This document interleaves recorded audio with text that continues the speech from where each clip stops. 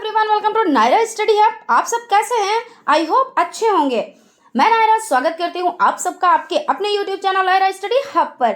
आज हम लोग जो 8 दिसंबर 2019 को सीटेट का पेपर हुआ था, यानी कि केंद्रीय शिक्षक पात्रता परीक्षा पेपर सेकेंड, यानी कि जो कक्षा 6 से 8 तक का यानी सामाजिक अध्ययन का पेपर हुआ था, उसको सॉल्व करेंगे।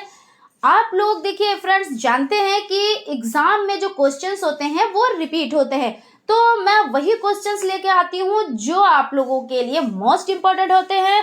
सो प्लीज वीडियो को बिल्कुल भी स्किप ना करें और वीडियो को लास्ट तक जरूर देखें। तो चलते हैं आज की सीरीज का फर्स्ट नंबर क्वेश्चन देख लेते हैं।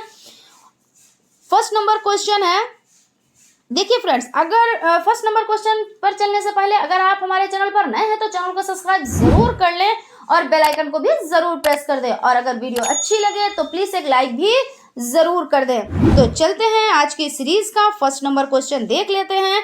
देखिए, प्रश्न संख्या 1 से 60 तक निम्नलिखित प्रश्नों के उत्तर देने के लिए सबसे उपयुक्त विकल्प को चुनिए।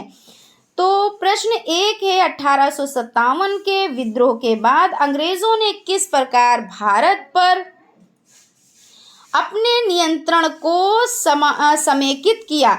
तो तुष्टीकरण तथा संपत्ति अधिकारों की सुरक्षा करके, या ईस्ट इंडिया कंपनी के सभी अधिकार ब्रिटिश साम्राज्य के हाथ में सौंपकर ताकि भारतीय मामलों को ज्यादा बेहतर ढंग से संभाला जा सके। या थर्ड है, अवध बिहार, मध्य भारत और दक्षिण भारत से ज्यादा सिपाहियों की भर्ती कर, या भूमिहीनों तथा किसानों की रक्षा के लिए नीतियां बनाकर। तो इसमें आपका जो राइट आंसर हो जाता है वो आपका सेकेंड हो जाता है, यानी कि ईस्ट इंडिया कंपनी भारत के सभी अधिकार ब्रिटिश साम्राज्य के हाथ में सौंपकर ताकि भारतीय मामलों को ज्यादा बेहतर ढंग से संभाला जा सके। उसके बाद क्वेश्चन है, निम्नलिखित में से क्या प्रतिनिधि लोकतंत्र की विशेषता नहीं है? तो जनता को मतदान का अधिकार, मतदान द्वारा प्रतिनिधि का चुनाव, या प्रतिनिधियों के हाथ में निर्णय निर्माण की प्रक्रिया, या जनता की निर्णय निर्माण की प्रक्रिया में प्रत्यक्ष सहभागिता। तो आपका जो आंसर हो जाता है वो हो जाता है आपका 4, जनता की निर्णय निर्माण की प्रक्रिया में प्रत्यक्ष सहभागिता, यानी आपका 4 ऑप्शन राइट हो जाता है। उसके बाद चलते हैं क्वेश्चन की तरफ। क्वेश्चन है, भारत के किस क्षेत्र को छोटा तिब्बत कहा जाता है? तो इसमें देख लेते हैं, हिमाचल प्रदेश को छोटा तिब्बत कहा जाता है, या लद्दाख को, या अरुणाचल प्रदेश को, या सिक्किम को? तो इसका जो राइट आंसर हो जाता है वो आपका हो जाता है लद्दाख, यानी कि छोटा तिब्बत कहा जाता है तो लद्दाख को कहा जाता है। उसके बाद चलते हैं क्वेश्चन की तरफ। आज की सीरीज का जो नेक्स्ट क्वेश्चन है उसकी तरफ चलते हैं। क्वेश्चन है, भारत में अपील प्रणाली या पौनवार्दिक प्रणाली किसे कहते हैं? तो इसमें है, निचले न्यायालय के आदेश के खिलाफ उच्च न्यायालय में अपील का प्रावधान, या न्यायिक सेवा के आवेदन का प्रावधान, या न्यायालय के आदेश के खिलाफ संसद में अपील का प्रावधान, या राज्य कार्यपालिका प्रमुख का सर्वोच्च अपील अधिकारी के रूप में कार्यरत होने का प्रावधान। तो जो आप देख लें इसमें आपका कौन सा राइट हो जाएगा? तो जो 4 नंबर का आपका ऑप्शन है इसमें आपका फर्स्ट नंबर का ऑप्शन, यानी निचले न्यायालय के आदेश के खिलाफ उच्च न्यायालय में अपील का प्रावधान, यानी कि फर्स्ट ऑप्शन आपका राइट हो जाता है। उसके बाद क्वेश्चन है, निम्नलिखित में से कौन सा प्रायद्वीपीय पठार का लक्षण नहीं है? तो इस पठार का पश्चिम की ओर बहने वाली महानदी और कृष्णा नदियां मौजूद हैं। यह उत्तरी मैदानों के दक्षिण में स्थित है। इसके उत्तर पश्चिम में अरावली श्रृंखला स्थित है। यहाँ कोयला एवं लौह अयस्क जैसे खनिज की प्रचुरता है। तो इसका जो राइट आंसर है वो देख लेते हैं। तो इसमें आपका राइट आंसर हो जाता है फर्स्ट ऑप्शन, यानी कि इस पठार पर पश्चिम की ओर बहने वाली महानदी कृष्णा नदियां मौजूद हैं, यानी कि फर्स्ट ऑप्शन आपका राइट हो जाता है। चलते हैं क्वेश्चन की तरफ। क्वेश्चन है, निम्नलिखित में से कौन सा कथन अफ्रीका के बारे में सही है? इसके पश्चिम में यूराल पर्वत है जो इसे एशिया से अलग करता है। अफ्रीका का बहुत बड़ा भाग दक्षिणी गोलार्ध में स्थित है। यही एक ऐसी महाद्वीप है जिससे होकर कर्क, विषुवत तथा मकर रेखाएं गुजरती हैं, या गोबी मरुस्थल इस महाद्वीप में स्थित है। तो इसका जो राइट आंसर हो जाता है वो आपका हो जाता है, यही एक ऐसी महाद्वीपीय द्वीप है जिसमें होकर कर्क, विषुवत तथा मकर रेखाएं गुजरती हैं। उसके बाद चलते हैं क्वेश्चन की तरफ। भारत के दक्षिणी भागों विशेषकर तमिलनाडु और आंध्र प्रदेश में शरद ऋतु में वर्षा होती है, क्योंकि पवन स्थल भागों से लौटकर अरब सागर की ओर प्रवाहित होती है। पवन स्थल भागों से होकर बंगाल की खाड़ी में प्रवाहित होती है, या पवन अरब सागर से बंगाल की खाड़ी की ओर प्रवाहित होती है, पवन बंगाल की खाड़ी से अरब सागर की तरफ प्रवाहित होती है। तो इसका जो आंसर हो जाता है वो आपका थर्ड हो जाता है, यानी कि पवन अरब सागर से बंगाल की खाड़ी की ओर प्रवाहित होती हैं। उसके बाद क्वेश्चन है, निम्नलिखित में से कौन वृषोत्थ्य पर्वत है, यानी वासजेस पर्वत, हिमालय पर्वत, अपलेशियन पर्वत या यूराल पर्वत। तो इसका जो राइट आंसर हो जाता है वह आपका हो जाता है वासजेस पर्वत, यानी कि आपका फर्स्ट ऑप्शन राइट हो जाता है। उसके बाद चलते हैं क्वेश्चन की तरफ। कथन, पृथ्वी से हमें चंद्रमा का केवल एक ही भाग दिखाई पड़ता है।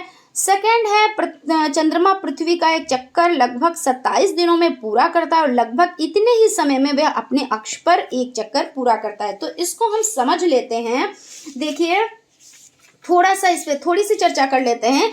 यानी देखिए, चंद्रमा पृथ्वी की एक परिक्रमा लगभग 27 दिन, कितने, तो लगभग 27 दिन और 8 घंटे, कितने, 27 दिन और 8 घंटे में पूरा करता है। कितने, 27 दिन और 8 घंटे में, और इतने ही समय में वह अपने अक्ष पर एक घूर्णन करता है। यही कारण है कि चंद्रमा का सदैव एक ही भाग दिखाई पड़ता है।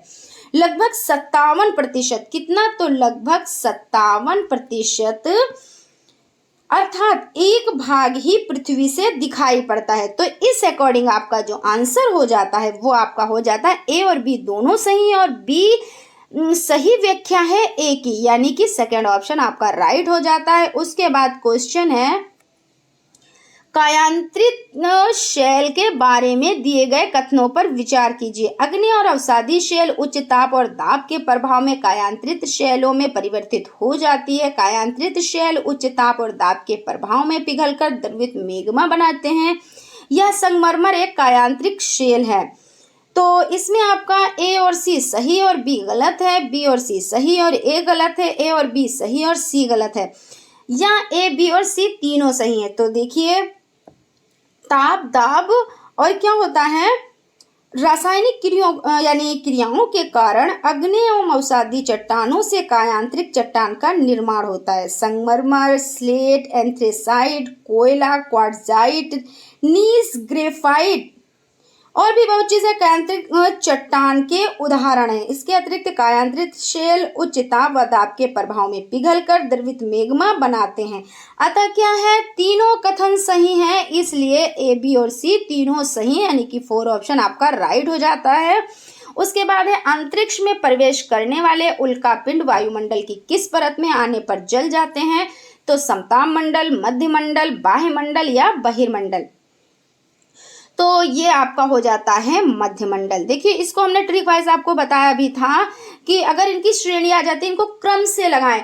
तो हमने ट्रिक बताई थी कि छोड़ सब आया में बाहर, तो इस तरीके से छोड़ से क्षोभ मंडल हो जाता है, छोड़ सब देखिए समताप मंडल हो जाता है, छोड़ सब आया में बाहर। देखिए एक बार फिर से रिपीट कर देते हैं, छोड़ सब आया में बाहर, आया मैं बाहर। तो इसमें अब देख लेते हैं। देखिए, छोड़ से क्षोभ मंडल हो जाता है, सा से सब समताप मंडल हो जाता है, आ से आयन मंडल हो जाता है, मैं से क्या हो जाता है, देखिए मध्य मंडल हो जाता है, और बा से बहिर्मंडल हो जाता है। तो इस तरीके से आपका जो ये ट्रिक वाइज आप नहीं भूलेंगे, क्योंकि कभी कभी इसको क्रम से लगाना भी आ जाता है। और इसमें क्वेश्चन क्या है, अंतरिक्ष से प्रवेश करने वाले उल्कापिंड वायुमंडल की मध्य मंडल क्या किस परत में आने पर जल जाते हैं। तो जो जल जाते हैं वो मध्य मंडल में आने पर जल जाते हैं। उसके बाद क्वेश्चन है, ऋतु प्रवास जुड़ा हुआ है ऐसे स्थान जहां बस्तियां विकसित होती हैं, लोगों के आवागमन से, घरों के आसपास बसावट से, एक छोटे घर के पौधे रखने का कृत्रिम आहारता से। तो लोगों के आवागमन से, यानी कि ऋतु प्रवास जुड़ा है लोगों के आवागमन से, यानी कि सेकंड ऑप्शन राइट हो जाता है। उसके बाद चलते हैं क्वेश्चन की तरफ। क्वेश्चन है, स्थानीय पवनों के संबंध में कथन ए और बी पर विचार कीजिए। ये पवनें वर्ष भर लगातार निश्चित दिशा में चलती रहती हैं। पश्चिम एवं पूर्वी पवनें इनके उदाहरण हैं। तो इसमें आपका जो आंसर देख लेते हैं। देखिए ए और बी दोनों गलत हैं। ए सही और बी गलत है। ए गलत है और बी सही है। ए और बी दोनों सही हैं। तो इसका जो राइट आपका आंसर हो जाता है वो आपका हो जाता है सेकंड, यानी कि ए और बी दोनों गलत है। क्या है? तो ए और बी दोनों गलत हैं। क्यों गलत हैं? देखिए इसमें ये क्या है, पृथ्वी के अधिकांश क्षेत्र में एक ही दिशा में वर्ष भर चलने वाली पवन को प्रचलित पवन या स्थायी पवन कहते हैं। और इसमें क्या है, ये पवनें वर्ष भर लगातार निश्चित दिशा में चलती रहती हैं। इसका मतलब ये गलत है। और फिर आपका है, ये पवनें एक वायु भार कटिबंध के दूसरे वायु भार कटिबंध की ओर नियमित रूप से चलती रहती हैं।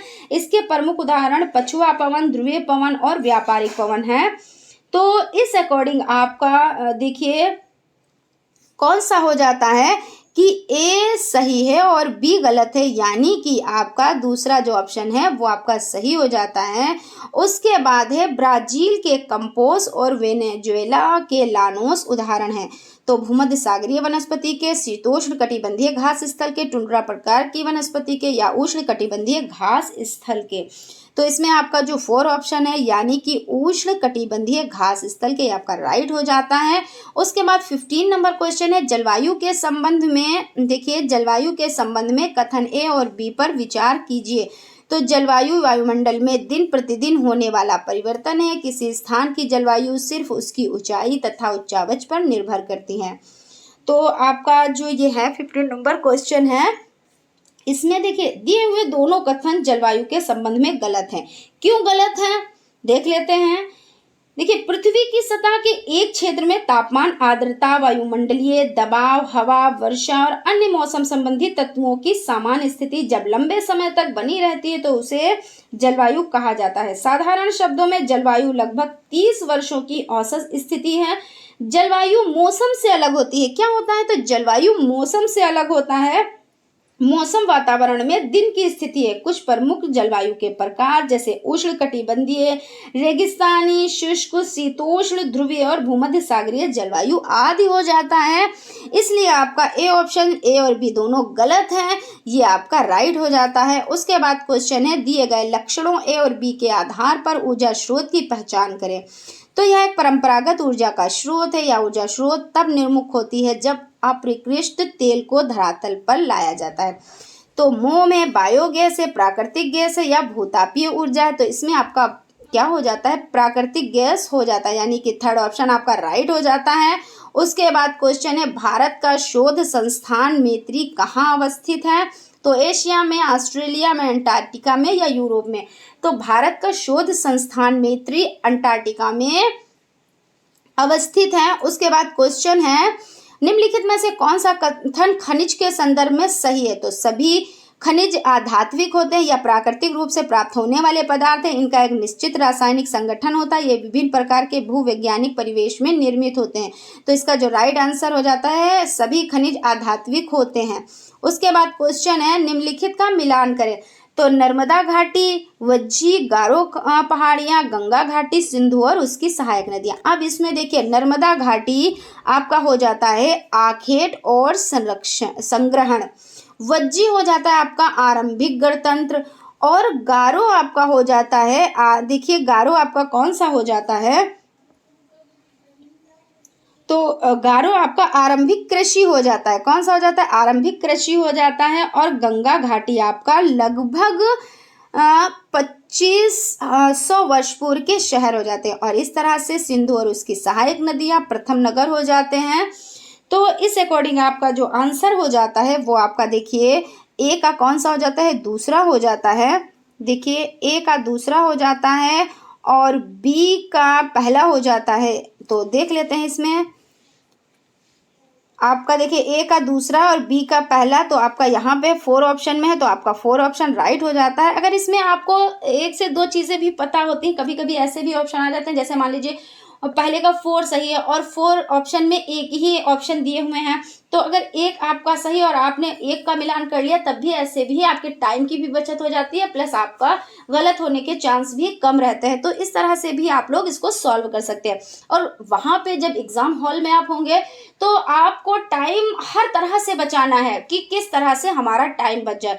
तो शॉर्ट मेथड भी आप लोग अपनाएंगे, ठीक है ना। और शॉर्ट मेथड तभी अपना पाएंगे जब चीजें आप लोगों को अच्छे से याद होंगी, आप लोगों ने अच्छे से चीजों को समझा होगा, ठीक है ना। उसके बाद चलते हैं क्वेश्चन की तरफ। नीचे दो कथन ए और बी भारतीय इतिहास की तिथियों और काल के समसामयिक वाद विवादों के संदर्भ में दिए गए हैं। तो इसमें है कथन ए, हिंदू मुस्लिम ब्रिटिश जैसी कालावधि उपयुक्त है क्योंकि शासकों का धर्म ही एकमात्र महत्वपूर्ण ऐतिहासिक परिवर्तन रहा है। लंबी समयावधि में घटित होने वाली ऐतिहासिक प्रतिक्रियाओं को निश्चित तिथियों और काल विभाजनों के अंतर्गत लाना समस्यात्मक है। तो इसमें आपका देख लेते हैं कौन सा राइट हो जाता है। ए गलत है किंतु बी सही है, ए और बी दोनों सही हैं तथा ए और बी यानी ए की सही व्याख्या बी है और ए और बी दोनों सही है किंतु ए की सही व्याख्या बी नहीं है, ए सही है किंतु बी गलत है। तो इसको देख लेते हैं, ये हमारा कौन सा 20 नंबर का क्वेश्चन है। तो इसमें समझ लेते हैं, देखिए हिंदू मुस्लिम ब्रिटिश जैसी जैसी कालावधि उपयुक्त हैं क्योंकि शासकों का धर्म ही एकमात्र महत्वपूर्ण परिवर्तन रहा है। यह कथन भारतीय इतिहास की तिथियों काल के वाद विवादों के संदर्भ में गलत है, जबकि लंबी समयावधि के घटित होने वाली ऐतिहासिक प्रतिक्रियाओं को निश्चित तिथियों व काल विभाजन के अंतर्गत लाना समस्यात्मक है, ठीक है ना। तो यह कथन भारतीय इतिहास की तिथियों और काल के वाद विवादों के संदर्भ में गलत है। तो इस अकॉर्डिंग आपका जो आंसर हो जाता है यानी कि फर्स्ट ए गलत है किंतु बी सही है, आपका ये आंसर राइट हो जाता है। उसके बाद चलते हैं क्वेश्चन की तरफ। नीचे दो कथन 19वीं शताब्दी में नई लोकप्रिय भारतीय कला के संदर्भ में है। तो ए है, कई चित्रों में अपने आसपास के बदलावों का उपहास किया गया। अंग्रेजी भाषी लोगों के नए शौकों को मजाक तथा औरतों को घर से बाहर ना निकलने की सलाह दी गई। उसके बाद है राष्ट्रवादी विचारों को अभिव्यक्त करने और लोगों को ब्रिटिश शासन के खिलाफ उद्वेलित करने के लिए छवियों का इस्तेमाल किया गया। तो आपका जो देखिए कौन सा आंसर हो जाता है, आपका ये हो जाता है ए और बी दोनों सही हैं किंतु ए की सही व्याख्या बी नहीं है।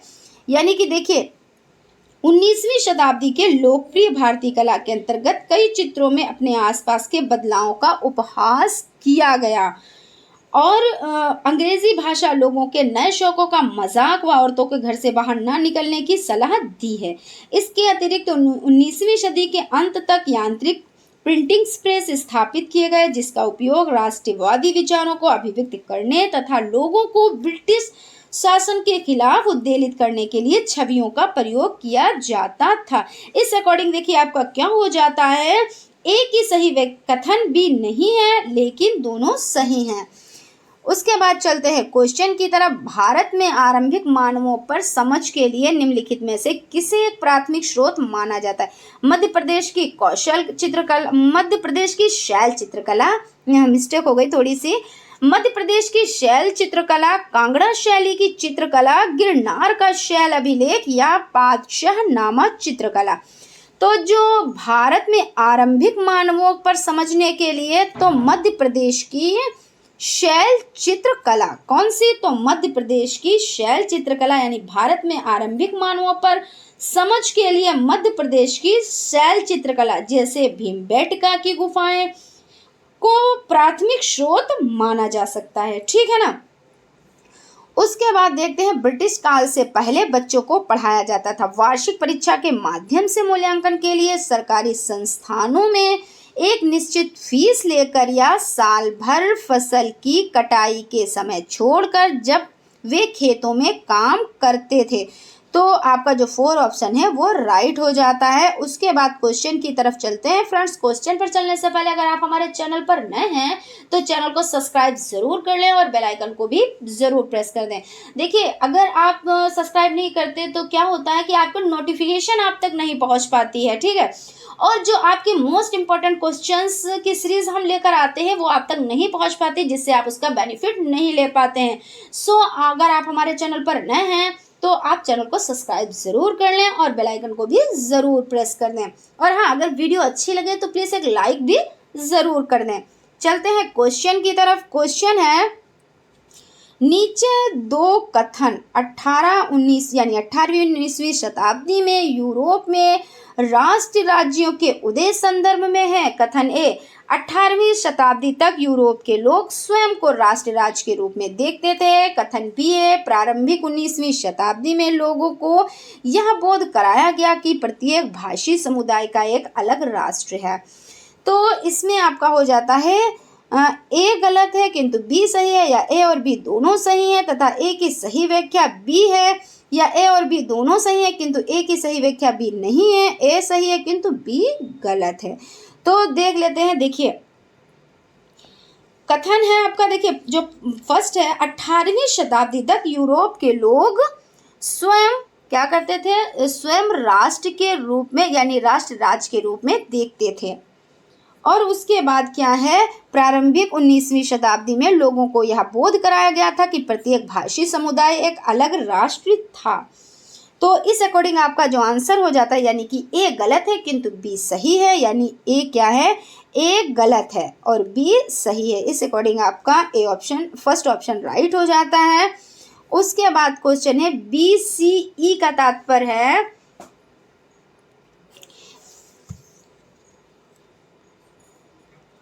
Before contemporary era, before Christian era, before common era, before Caesar era. तो इसको समझ लेते हैं। देखिए, BCC से तात्पर्य इतिहास के अंतर्गत पूर्व कॉमन एरा और पूर्व क्राइस्ट एरा दोनों से लगाया जाता है। इसका प्रारंभ 1 यानी CE से माना जाता है। वर्तमान में यही कैलेंडर अत्यधिक प्रचलित है। तो इसमें जो आपका आंसर है वो हम देख लेते हैं।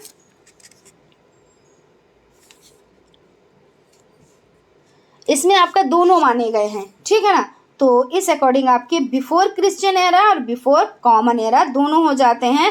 जिस तरह इसमें ऑप्शन हो उस तरह से आप इसमें टिक करिएगा, क्योंकि जब आपके ऑप्शन में अगर बिफोर क्रिश्चियन एरा है तब भी राइट होगा और बिफोर कॉमन एरा है तब भी आपका राइट हो जाएगा। उसके बाद है, हम यहाँ आज कैसे जानते हैं कि पुरापाषाण काल यानी पुरापाषाण युग में भारत में शुतुरमुर्ग होते थे।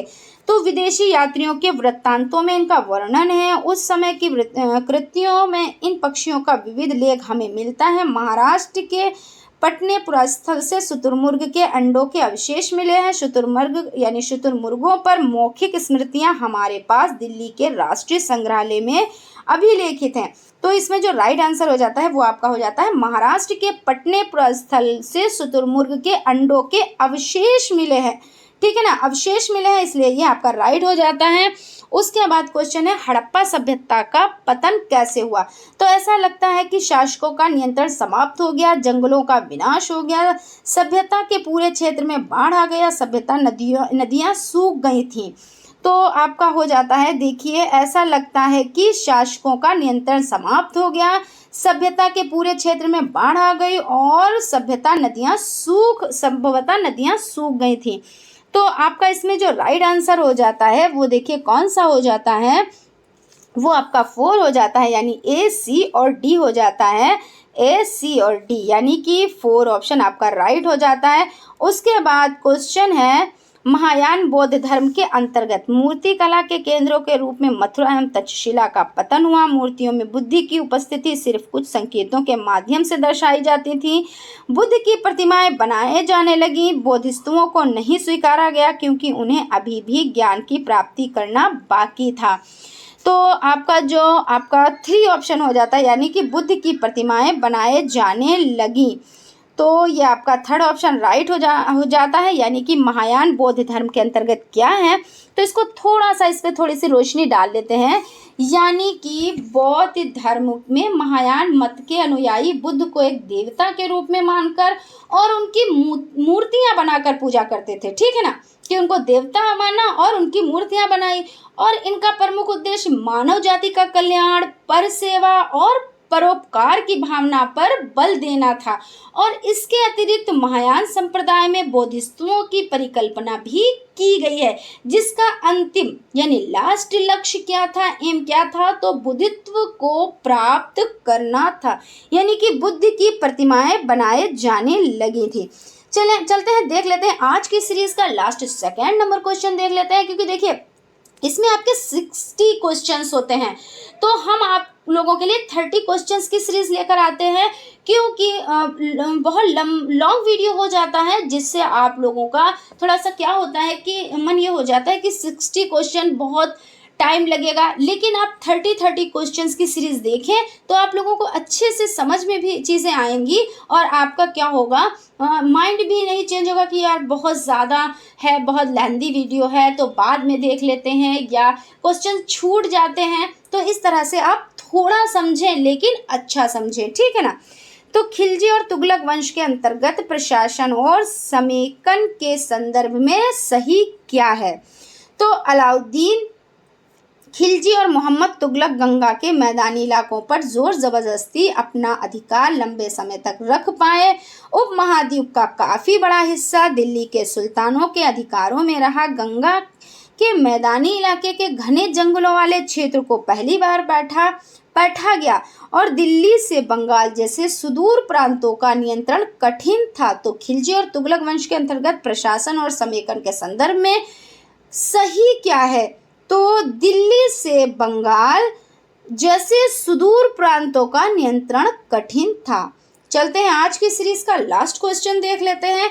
जनजातीय लोगों के इतिहास के पुनर्निर्माण में निम्नलिखित में से कौन सा कथन गलत है, तो जनजातीय समाज अपनी विविध प्रकार की जरूरतों के लिए एक दूसरे पर निर्भर रहा। समकालीन इतिहासकार और मुसाफिरों ने जनजातियों के बारे में बहुत कम जानकारी दी। अधिकांश जनजातीय समूह ने लिखित दस्तावेज रखा, और जनजातीय लोगों ने समृद्ध रीति रिवाजों और मौखिक परंपराओं का संरक्षण किया। तो देख लेते हैं जनजातीय भारतीय समूह है क्या है, तो जनजातीय भारतीय समूह है जो कुछ विशिष्ट गुणों और विशेषताओं के वजह से एक अद्वितीय सांस्कृतिक, सामाजिक और राजनीतिक इकाई का निर्माण करते हैं। जनजाति पूरे विश्व में पाई जाती है। जनजातियों में समृद्ध रीति रिवाज और मौखिक परंपराओं, परस्पर आत्मनिर्भरता, जनजातीय पहचान आदि पाए जाते हैं, यानी और भी चीजें पाई जाती हैं। लेकिन अधिकांश जनजातीय समूह में लिखित दस्तावेज नहीं पाए जाते हैं। तो जब लिखित दस्तावेज नहीं पाए जाते हैं, तो इस अकॉर्डिंग आपका आंसर हो जाता है अधिकांश जनजातीय समूह में लिखित दस्तावेज नहीं पाए जाते हैं। तो फ्रेंड्स, ये आपका देखिए 30 क्वेश्चंस की जो सीरीज थी वो आपकी कंप्लीट हो जाती है। आई होप आप लोगों को बहुत अच्छे से समझ में आया होगा। फ्रेंड्स, मिलते हैं नेक्स्ट वीडियो में, तब तक के लिए बाय बाय, थैंक यू।